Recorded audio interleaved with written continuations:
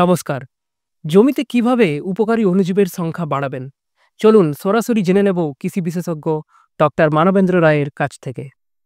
আমি ডক্টর মানবেন্দ্র রায়, বিধানচন্দ্র কৃষি বিশ্ববিদ্যালয়ের অ্যাগ্রোনমির অধ্যাপক, এবং আমরা আজকে এখানে এসেছি এআইসিআরপি ইন্টিগ্রেটেড ফার্মিং সিস্টেম প্রজেক্টে। আমি এই প্রজেক্টের মুখ্য বিজ্ঞানী।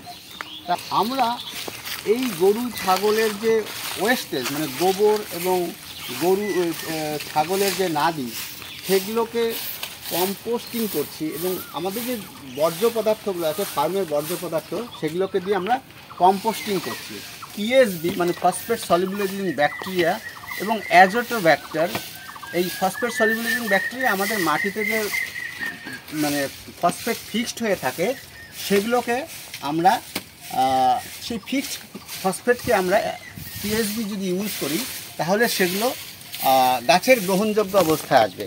আর যেগুলো ডাঙার ফসল, যেমন বিভিন্ন ধরনের শাক সবজি, টমেটো, এগুলো লঙ্কা, কলা, পেয়ারা, এই ধরনের ফসল, বিভিন্ন ধরনের ডাটা, এগুলোকে আমরা যদি অ্যাজোটোব্যাক্টার অ্যাপ্লাই করি, প্রয়োগ করি, তাহলে পরে আমরা সেই নাইট্রোজেন সরবরাহ করা সম্ভব। এই ফার্মিং সিস্টেম প্রজেক্টে যে কম্পোস্ট আমাদের আছে, সেই কম্পোস্টের মধ্যে এগুলো প্রয়োগ করব, এবং প্রয়োগ করার পরে 7-10 দিন আমরা এই ছায়াযুক্ত জায়গায় রেখে দেব। তাহলে কি হবে, এর মধ্যে যে জীবাণুগুলো আছে সেগুলো অনেক বেশি গুণ সংখ্যায় বাড়বে, অর্থাৎ মাল্টিপ্লিকেশন হবে।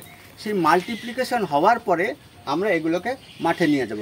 তা আমাদের এখানে এই প্রজেক্টে রমজান আছে। জীবাণুগুলোকে আমরা মাঠে বিভিন্ন ফসলে, আবারও বলছি, ডাঙায় যে সমস্ত চাষ করা হয়, সে পাট হতে পারে, আলু হতে পারে, এটা বিভিন্ন ধরনের শাক সবজি, সমস্ত কিছুর মধ্যে আমরা মাটিতে আমরা অ্যাপ্লাই করব।